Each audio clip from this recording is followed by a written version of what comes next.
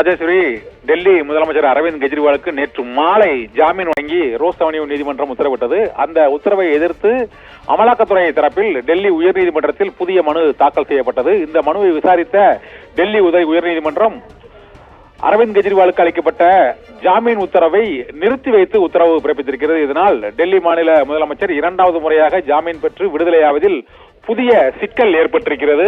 டெல்லி உயர்நீதிமன்றம் பிறப்பித்த உத்தரவால் இன்று விடுதலையாக இருந்த அரவிந்த் கெஜ்ரிவால் விடுதலையாக முடியாத சூழ்நிலை ஏற்பட்டிருக்கிறது.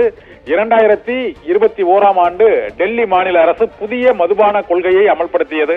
இந்த மதுபான கொள்கையை அமல்படுத்தியதில் பல்வேறு முறைகேடுகள் ஏற்பட்டிருப்பதாக ஏற்கனவே டெல்லி மாநில துணை முதல்வர் மணீஷ் சிசோடியா மற்றும் தெலுங்கானா மாநிலத்தின் முதலமைச்சர் சந்திரசேகர ராவின் மகள் கவிதா உள்ளிட்டோர் கைது செய்யப்பட்டு சிறையில் அடைக்கப்பட்டுள்ளனர். தேர்தல் அறிவிக்கப்பட்ட பிறகு மாநில முதலமைச்சராக இருந்த அரவிந்த் கெஜ்ரிவாலும் கைது செய்யப்பட்டு தேர்தல் பரப்புரைக்காக அவர் விடுதலை செய்யப்பட்டார். அவர் விடுதலை செய்து பிரச்சாரத்தில் ஈடுபட்ட போதும் டெல்லியில் 7 எம்பி தொகுதிகளிலும் ஆம் ஆத்மி கட்சி தோல்வியை தழுவியது. இந்த சூழ்நிலையில் நேற்று டெல்லி ரோஸ் அவென்யூ நீதிமன்றம் மதுபான முறைகேடு வழக்கில்